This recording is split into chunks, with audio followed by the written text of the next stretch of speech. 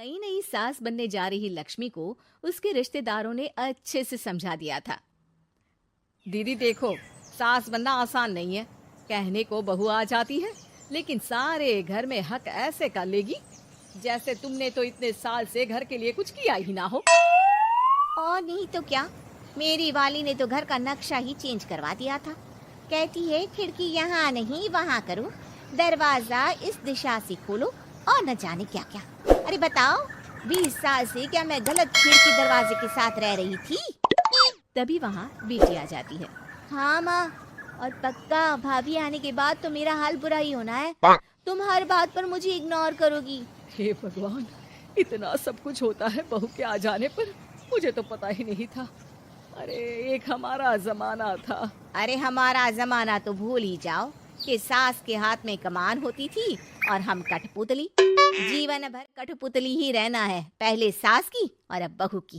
खैर, मुर्गे की अम्मा कब तक खैर मनाती। हो जाती है बेटी की शादी और घर आ जाती है प्यारी सी पल्लवी। माँ जी चाय लीजिए। सास जो कि पहले से डरी हुई थी, हाँ लाओ लाओ, लेकिन चाय पीते ही थू, अरे इसमें किरकिरा सा क्या है? चाय में चीनी तो है ही नहीं। माँ जी वो ये बता रहे थे कि आपको शुगर की बीमारी है तो मैंने चीनी की जगह गुड़ का पाउडर डाला है, वो शुगर के लिए ठीक रहेगा। सास गुस्से से लाल हो जाती है। अरे नहीं नहीं, मैंने जीवन भर चीनी की ही चाय पी है, तो मैं तो चीनी वाली ही चाय पीऊंगी। तुम आई और मैं नियम बदल दूं? ऐसी सास नहीं हूं मैं, समझी? पल्लवी को समझ में नहीं आता कि सास को हो क्या गया है। अरे माँ जी हुआ क्या है, आप तो भड़क गई। तभी वहाँ ननद आ जाती है। तो आप काम ही ऐसा कर रही है ना भाभी? अरे भाई मैंने क्या किया? शुगर के पेशेंट को चीनी नहीं पीनी चाहिए तो मैंने चाय में चीनी नहीं डाली। इसमें मुझे तो नहीं लगता कि मैंने कुछ गलत किया। भाभी पहली बात ये कि जबान चलाने की जरूरत नहीं है, क्योंकि हम लोगों को भी बोलना आता है। बाकी आपका क्या मतलब है कि हम लोग माँ का ख्याल नहीं रखते हैं? आपको ही सारी साइंस की नॉलेज है। पल्लवी समझ जाती है कि इन लोगों के दिमाग में बहू को लेकर धारणा गलत ही है, इसलिए वो बिना कुछ बोले वहां से चली जाती है। थोड़े दिनों बाद जब पल्लवी ड्राइंग रूम के पर्दे बदल रही थी, पंछी पन्नू उड़ती फिरूं मस्त गगन में, आज मैं आजाद हूँ दुनिया के चमन में। वाह जी वाह, आजाद होना तो अच्छी बात है, लेकिन हम लोग भी गुलाम नहीं है। ये पर्दे किससे पूछकर बदले जा रहे हैं, जरा बताओगी? अरे सासू माँ, जब से आई हूँ सोच रही थी कि पर्दे ठीक नहीं है। पता है पर्दे इतने हल्के हैं कि दिन में बाहर से पूरा घर दिखता है, लोग झांकते हुए रास्ते से निकलते हैं, ये मुझे अच्छा नहीं लगता है। अरे वाह जी वाह, 5 साल से तो ये पर्दा लगा है, तब तो लोगों ने झांका नहीं। आज तुम आई हो तो लोग घर में झांकने लग गए, क्यों? अरे भाभी, आपको ये तो नहीं लगता कि आप हीरोइन जैसी दिखती हो या इतनी सुंदर हो कि लोग आपको झांक झांक कर देखते रहें? मैं भी रहती हूँ इस घर में, लेकिन मजाल है। पल्लवी सर पर हाथ रख लेती है, पर्दे लगाकर पुराने पर्दों को हटा देती है और निकल जाती है। देखा माँ, इसे कहते हैं मनमर्जी। आपने मना किया, फिर भी भाभी ने पर्दे हटा ही दिए। ठीक है बेटा, शुक्र करना पर्दे ही हटाए हैं। अरे कहीं किसी दिन ये हमें ही ना हटा दे। ऐसे कैसे हटा देंगी, हम क्या पर्दे हैं? दिन बीतते हैं और एक दिन सास और ननद वॉक पर निकली होती है कि पड़ोसन।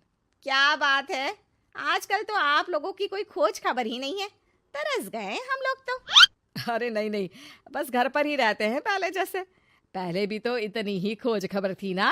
अरे नहीं नहीं, पहली की बात और थी।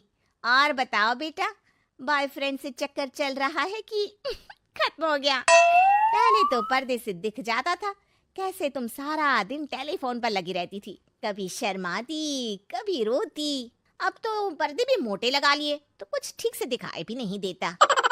हाँ? अब नहीं मतलब कोई ना, होता है इस उम्र में।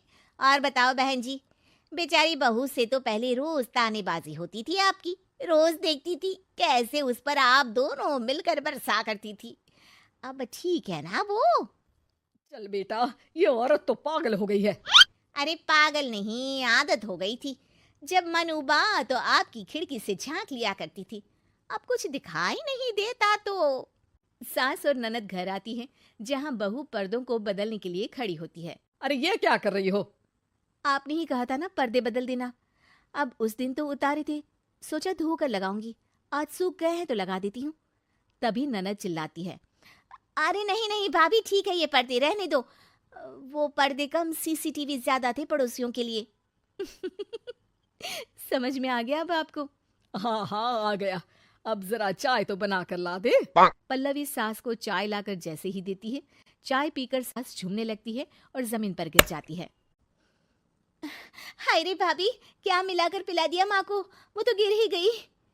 तभी बेटा डॉक्टर लेकर आता है। चेकअप के बाद डॉक्टर कहते हैं, ओ माय गॉड, इनका तो शुगर लेवल बहुत बढ़ गया है।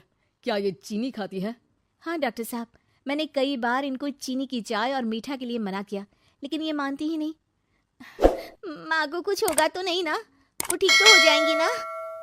अरे बहू की बात नहीं मानती तो क्या बेटी की भी नहीं मानती है ये? बेटा आप नहीं रोकती अपनी माँ को चीनी की चाय और मीठा खाने से? बेटी क्या बोलती, उसे वो दिन याद आ जाते हैं जब उसने भाभी को इस बात के लिए भला बुरा सुनाया था।